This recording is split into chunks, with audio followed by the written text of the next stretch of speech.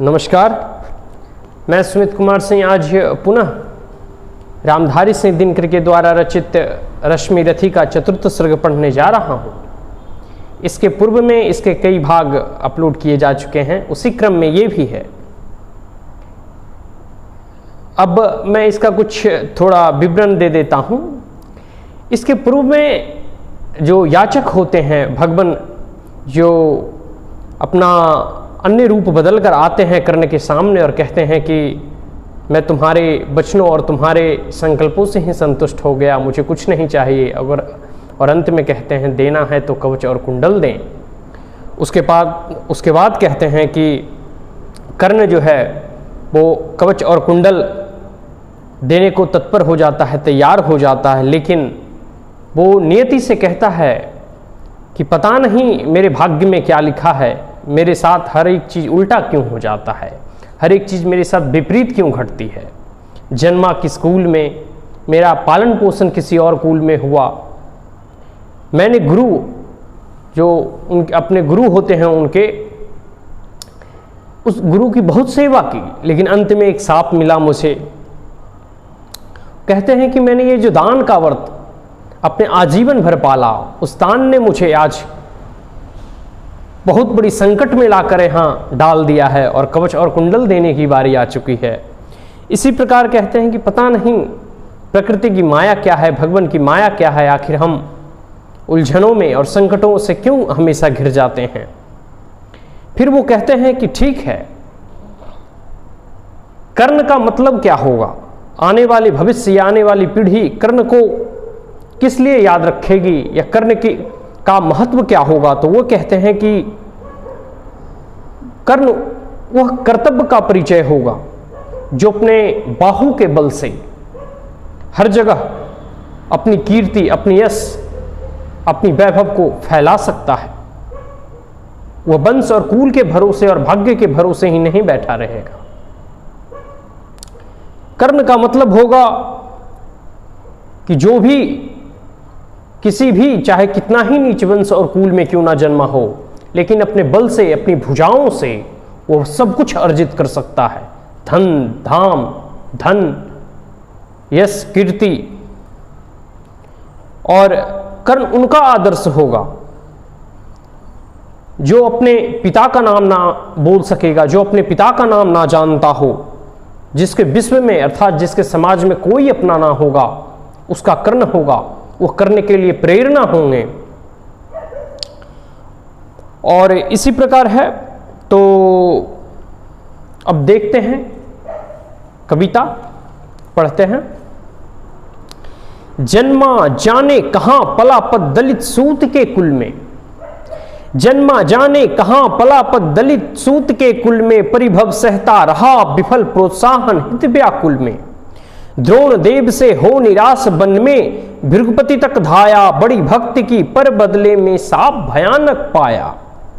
और दान जिसके कारण ही हुआ ख्यातमय जग में, और दान जिसके कारण ही हुआ ख्यातमय जग में, आया है बन विघ्न सामने आज विजय के मग में। ब्रह्म के हित उचित मुझे क्या इस प्रकार छलना था, ब्रह्म के हित उचित मुझे क्या इस प्रकार छलना था। हवन डालते हुए यज्ञ में मुझे ही जलना था। सबको मिली स्नेह की छाया, नई नई सुविधाएं, नियति भेजती रही सदा पर मेरे हित विपदाएं। मन ही मन सोचता रहा हूं यह रहस्य भी क्या है, खोज खोज घेरती मुझी को क्यों बाधा विपदा है। और कहें यदि पूर्व जन्म के पापों का यह फल है, तो फिर विधि ने दिया मुझे क्यों कवच और कुंडल है। समझ नहीं पड़ती विरुचि की बड़ी जटिल है माया, सब कुछ पाकर भी मैंने यह भाग्य दोष क्यों पाया। जिससे मिलता नहीं सिद्धि फल मुझे किसी भी व्रत का, उल्टा हो जाता प्रभाव मुझ पर आधर्म सुगत का। गंगा में ले जन्म बारी गंगा का पी न सका मैं, किए सदा सत्कर्म छोड़ चिंता पर जी न सका मैं। जाने क्या मेरी रचना में था उद्देश्य प्रकृति का, मुझे बना आगार सूरता का, करुणा का धृति का। देवो पम गुण सभी दान कर, जाने क्या करने को दिया भेज भू पर केवल बाधाओं से लड़ने को। फिर कहता हूं नहीं व्यर्थ राधे यहां आया है। फिर कहता हूं नहीं व्यर्थ राधे यहां आया है। एक नया संदेश विश्व के हित में वह भी लाया है। शायद उसे भी नया पाठ मनुजों को सिखलाना है। जीवन जय के लिए कहीं कुछ कर्तव्य दिखलाना है। वह कर्तव्य है यह कि सुर जो चाहे कर सकता है। वह कर्तव्य है यह कि सुर जो चाहे कर सकता है। नियति भाल पर पुरुष पांव निज बल से धर सकता है। वह कर्तव्य यह कि शक्ति बस्ती ना वंश कुलों में बस्ती है। वह सदा वीर पुरुषों के वृक्ष पृथुल में। वह कर्तव्य यह कि विश्व ही चाहे रिपु हो जाए। दगा धर्म दे या पुण्य चाहे ज्वाला बरसाए। वह मनुष्य तब भी ना कभी शतपथ से टल सकता है। बल्कि वल से अधंड को ढकेल हुआ आगे चल सकता है। वह कर्तव्य है यह कि युद्ध में मारो और मरो तुम, पर कुपंथ में कभी जीत के लिए न पांव धरो तुम। वह कर्तव्य है यह कि शतपथ पर चाहे कट जाओ। विजय तिलक के लिए करो में कालिख पर न लगाओ। देवराज छल छद्म स्वार्थ कुछ भी न साथ लाया हूं। देवराज छल छद्म स्वार्थ कुछ भी न साथ लाया हूं। मैं केवल आदर्श एक उनका बनने आया हूं। जिन्हें नहीं अब लंब दूसरा छोड़ बाहु के बल से। धर्म छोड़ भजते न कभी जो किसी लोभ से छल को। मैं उनका आदर्श जिन्हें कुल का गौरव ताड़ेगा। नीच वंश जन्मा कहकर जिनको जग धिक्कारेगा। जो समाज की विषम वही में चारों ओर जलेंगे। पग पग पर झेलते हुए बाधा निसीम चलेंगे। मैं उनका आदर्श कहीं जो व्यथा न खोल सकेंगे। पूछेगा जग किंतु पिता का नाम न बोल सकेंगे। जिनका निखिल विश्व में कोई कहीं न अपना होगा। मन में लिए उमंग जिन्हें चिरकाल कल्पना होगा। मैं उनका आदर्श किंतु जो तनिक न घबराएंगे। निचरित्र बल से समाज में पद विशिष्ट पाएंगे। सिंहासन ही नहीं स्वर्ग भी जिन्हें देख नत होगा। धर्म हेतु धन धाम लुटा देना जिनका वर्त होगा।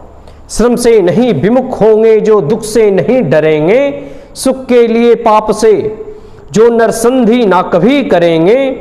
कर्ण धर्म होगा धरती पर बलि से नहीं मुकरना।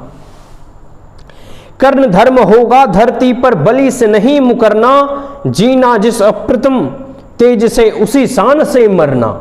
भुज को छोड़ न मुझे सहारा किसी और संबल का।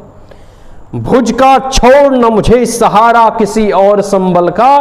बड़ा भरोसा था लेकिन इस कवच और कुंडल का। पर उनसे भी आज दूर संबंध किए लेता हूं। देवराज लीजिए खुशी से महादान देता हूं। यह लीजिए कर्ण का जीवन और जीत कुरुपति की। यह लीजिए कर्ण का जीवन और जीत कुरुपति की। करक रचित निश्रेणी अनुपम निज सुत की उन्नति की। हेतु पांडवों के भय का परिणाम महाभारत का। हेतु पांडवों के भय का परिणाम महाभारत का। अंतिम मूल्य किसी दानी जीवन के दारुण वर्त का। धन्यवाद। इसके शेष अभी कुछ भाग और बाकी हैं जो अगले वीडियो में मैं सुनाऊंगा। अगर कविता अच्छी लगी हो तो like share and subscribe my channel. धन्यवाद।